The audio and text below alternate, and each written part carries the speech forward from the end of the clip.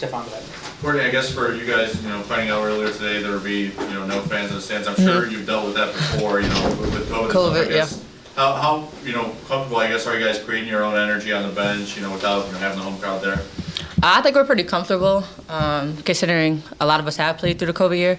But it definitely was a big adjustment because we have a lot of fans and they bring a lot of energy. But every day in practice, they hold us accountable to bringing energy. So, it kind of translated easily. Robert. Speaking of the energy, you had 10 in the first quarter, came in there and gave your team a spark off the bench.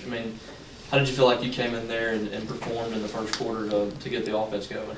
I just do what I do every day at practice. Coming in, trying to give a spark, just trying to do whatever they need. I got a couple shots in the corner and was hot, so yeah.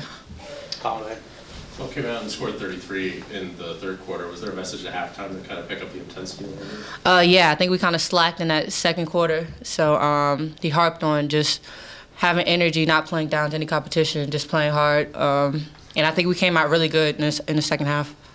Robert. Half-court offense has been up and down, but it seems like you are really comfortable when you're getting out and running in that press. Do you feel that way too? Yeah, we have a lot of athletic people, and we could just make plays. So if we can disrupt people before they could get through half court, kudos to us. Yeah. I know Jacayla was one of the people who recruited you pretty hard to get you coming here. I guess she scores 20 points. What'd you think of her performance? And I guess you two both being from Louisiana, put up that type of performance against the Louisiana team. Yeah, Jacayla, she's gonna bring a lot of energy every time she hits the floor. Really athletic. She loves to run, so she plays extremely hard. So that's a given that she's gonna get what she did. Yeah. Anything else, Courtney? A lot of buckets in transition. How are you able to turn that defense into offense and really get going in the first half? I think it's a lot easier to score in transition when we get turnovers and forcing turnovers. I think that brings a lot of momentum to us, and we feed off each other. So one person gets a steal, the next person's gonna want to get a steal. So I think just the momentum that we play with and intensity, we just kind of love that. Our coaches harp on that, so yeah. Well, that was interesting, right? I was telling it's funny and ironic after a week of Thanksgiving and being grateful and thankful. A situation where, first and foremost, I appreciate administration. I appreciate ULM for also moving up because obviously there's some storms in the area, and then our fans being understanding, for safety reasons that we just had the game and that we were able to play, but we missed them.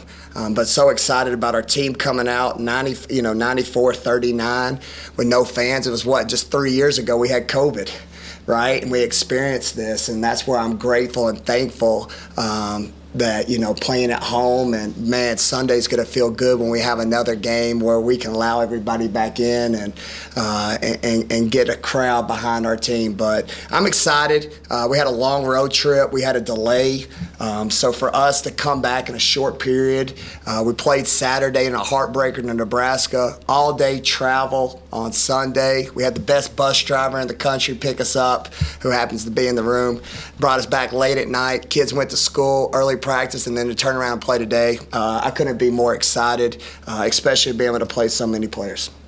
Robert, go ahead. How difficult is that to kind of create your own motivation, your own energy when you don't have the fans behind you like that? Well, it is difficult, but also I referenced, we were in San Juan. San Juan was an awesome tournament, but the hard thing about San Juan, there's not any fans either. So it's kind of ironic, that situation we had at Thanksgiving.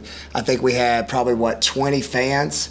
11 of them were Alana's family, and there was 2 pigeons in the stadium that happened to fly in. So I told our young women, hey, it's like us being back in San Juan with no water and no pigeons. And we were able to kind of keep that mindset. But I promise you this, we'd rather be back at the hump playing with our fan base all cheering behind us.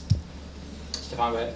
Courtney coming off the bench, a spark there right away in the first quarter. What did you think of her play? And then on top of that, she's close friends with Jacayla, and how Jacayla played as well. Yeah, I think it's huge. I think it's a statement by Courtney because obviously Courtney's a 5th year. She hasn't necessarily got the minutes here the last couple of games, but it's a testimony to her character. She's stayed ready. She's not been emotional or anything. She wants what's best for the team. And when her numbers call, she takes advantage of it. And I thought she took advantage of her minutes and gave us a great lift with some tired bodies. Robert, go ahead. Ramani Parker. Yeah, so Ramani's under the weather. I'm kind of like myself. There's sinuses and sickness. Like I said, that travel was hard. So with a game like this, I just told Ramani she needs to rest up, especially with finals. I just want her to get healthy, and then she'll be back. And I don't think Alana Smith played much in the second half. Yeah, it was a precaution. She had some hard hits today. I think everybody saw who watched on TV a little brace. X-rays came back great. It's not broken or anything, so we'll look at it again tomorrow. But, you know, obviously she wanted to play, but it was a hard fall, so they just kind of got a little brace on, and I expect her to be back with no issues. Was that in today's game? Yeah, in today's game. So that second quarter, they had a little hard hedge on her. She tried to attack the kid's top foot. She went in the lane. She just put her hand down and kind of landed wrong. But she's so tough. I asked her, I gave her a hug after. I said, "You good?" She said, "I'm good, Coach. I'm just glad I'm okay." And I said, "Me too." Call, go ahead. You had a lot of points off the bench. Do you think that helped kind of pick up the energy a little bit in the third quarter especially? Oh, 100%. Yeah, those kids, like I say, I mean, there's only so many minutes in a game. I would love to play everybody like that all the time, but that's the beauty of a game like this where I've got great players who make our other top 8 better every day in practice. So it was awesome for me to see some of the things that they've done in practice and get a chance in the game and come out and make some shots. Courtney was talking a little bit about how there was a slump in the second quarter and just, you know, obviously after holding them to, I forget how many, very few points in the Right. first quarter. Yeah. What was your message to come out with that fire in the second half? Well, I think it's a standard, right? We're chasing something. We're hungry, especially after our loss to Nebraska. You want to see, okay, if that really affected you and you were upset about it, show me then. Actions speak louder than words, and I thought they came out that second quarter. You know, first quarter was score record. Tied for fewest points allowed in the game. Oh man, I'm gonna have to tell him we blew it. We should have held them scoreless, right? But no, to set a score record or tie a score record in the first quarter, and then the second quarter, you know, like you mentioned, we give up 19. So at halftime, I told him, I said, "What's our standards? You know, what are we about, right? Are we gonna be happy that we did great in the first quarter and we're okay with that in the second quarter?" And they were like, "No," and I was happy to see that they responded in the third and the fourth.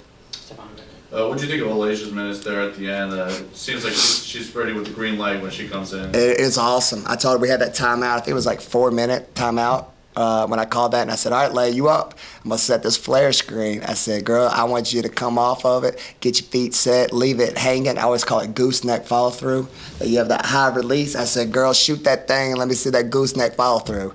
And it was awesome, and she knocked it down. But again, that's why I love my team. To your question earlier, the greatest joy I had was it wasn't about us as a coaching staff. It was about them. The standing up, going crazy for each other, even though there was nobody here. That's the culture I want, and most importantly, the teammates I want.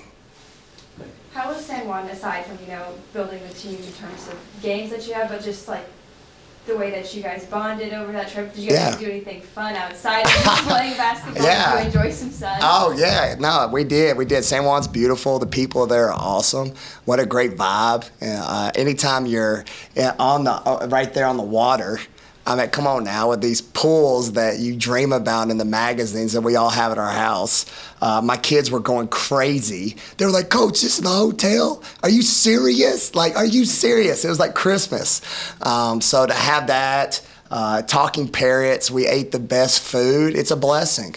And for that to happen during Thanksgiving, I mean, what a great opportunity for us to be grateful and thankful, and which we were. So it was a trip of a lifetime.